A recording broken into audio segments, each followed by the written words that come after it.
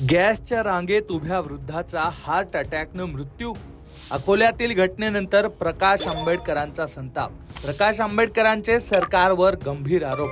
पोलिसांना सीसीटीव्ही व्हिडिओत काय आढळलं? इराणमध्ये सुरू असलेल्या युद्धामुळे भारतातही घरगुती वापराच्या गॅसचा तुटवडा निर्माण झालाय. राज्यातल्या अनेक शहरांमध्ये घरगुती गॅससाठी सर्वसामान्यांना रांगा लावाव्या लागल्याचं पाहायला मिळतंय. अकोल्यातले शंकरराव शिरसाट हे सुद्धा सिलेंडर घेण्यासाठी गेले असताना त्यांचा मृत्यू झालाय. या घटनेनंतर प्रकाश आंबेडकर यांनी प्रतिक्रिया देत सरकारवर गंभीर आरोप केलेत. शासनाच्या नियोजन शून्यतेमुळे गेलेला हा बळी आहे असं प्रकाश आंबेडकर म्हणालेत. पण याच प्रकरणानंतर आता पोलिसांची चौकशीनंतरची माहिती आणि व्यक्तीचा पोस्टमार्टम रिपोर्ट समोर आलाय. त्यामुळे सगळं प्रकरण नेमकं काय, या व्यक्तीच्या मृत्यूचं कारण नेमकं काय, हे प्रकरण जरा खोलात जाऊन समजून घेऊ. युद्धामुळे सध्या भारतावरही गॅसचं संकट ओढावलंय. एकीकडे शासनाकडून वारंवार सांगितलं जात आहे की मुबलक प्रमाणात साठा उपलब्ध आहे, गर्दी करू नका. पण दुसरीकडे गॅस मिळत नसल्यानं लोक तासन तास रांगा लावून उभे आहेत. अनेक ठिकाणी अशा रांगा चर्चेचं कारण ठरतायत. त्यामुळे लोकांमध्ये चिंता निर्माण झाली आहे. आणि अशातच अकोल्यात झालेल्या एका मृत्यूनंतर प्रकाश आंबेडकर यांनी सरकारवर गंभीर आरोप केलेत. अकोल्यातल्या अन्वी मिर्झापूरमध्ये राहणारे हे 85 वर्षांचे शंकरराव शिरसाट, वंचित बहुजन आघाडीचे माजी सरपंच असलेले शिरसाट हे 28 मार्चला यदुराज गॅस एजन्सीमध्ये गॅस खरेदीसाठी गेले होते. तेव्हा तिथेच त्यांचा हृदयविकाराच्या झटक्यानं मृत्यू झाला आणि याला शासन जबाबदार आहे असा आरोप प्रकाश आंबेडकर यांनी केलाय. गॅस सिलेंडरच्या तुटवड्याचा आज पहिला बळी गेला. अन्वी मिर्झापूरचे वंचित बहुजन आघाडीचे माजी सरपंच शंकरराव शिरसाट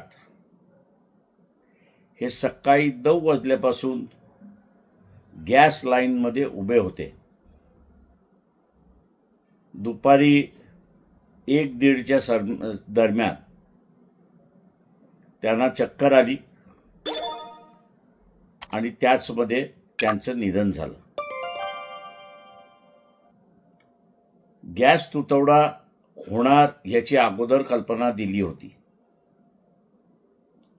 शासनाने नियोजन व्यवस्थित केलं असतं तर कदाचित माजी सरपंच शंकरराव शिरसाट यांचा जीव वाचला असता. शिरसाट यांच्या मृत्यूनंतर ग्रामस्थ काय म्हणाले, त्यांनी काय आरोप केलेत ते पाहूयात. म्हातारे नोकरी नवरा बायको, मुलगा कोरोनात गेला. त्या कारणानं घरी कोणी नसल्या कारणामुळं ते अकोल्याला गॅसकरिता गेले. नंबर लावत असताना 1:30 वाजता त्याला चक्कर आला आणि ते पडले. तसेच तिथं दवाखान्यात गेले. सरकारचा पूर्णपणे 100% दोष आहे. निष्काळजीपणा 100% आहे. कारण TV वर सांगतात की आपल्या इथं महाराष्ट्रात गॅसची तुटवडा नाही. पूर्ण प्रचार चालू आहे की आपल्या इथं डिझेल इंधन, आता तुमच्या TV आम्ही ऐकतो, कुठेही ऐकतो की याची कुठंच टंचाई नाही आहे. आणि प्रत्यक्षात स्पॉटवर सगळ्या गोष्टीची टंचाई भासत आहे. सगळ्यात जास्ती गॅसची. आज बी LPG गॅस वाहनं सतत उभे आहेत. दुसरीकडे याच प्रकरणात शंकरराव शिरसाट यांचा पोस्टमार्टम रिपोर्ट आणि पोलिसांकडून एक माहिती प्रसिद्ध करण्यात आली आहे. त्यामध्ये नेमकं काय म्हटलंय ते जाणून घेऊ. शंकरराव शिरसाट हे 28 मार्चला दुपारी 2:30 वाजेच्या सुमारास गोरक्षण रोडवरच्या यदुराज गॅस एजन्सीवर आले होते. यावेळी त्यांना अस्वस्थ वाटू लागल्यानं ते शेजारच्या डॉक्टर श्रेयश अग्रवाल यांच्या दवाखान्यात स्वतः गेले. डॉक्टर अग्रवाल यांनी प्राथमिक तपासणी करून नातेवाईकांना माहिती दिली.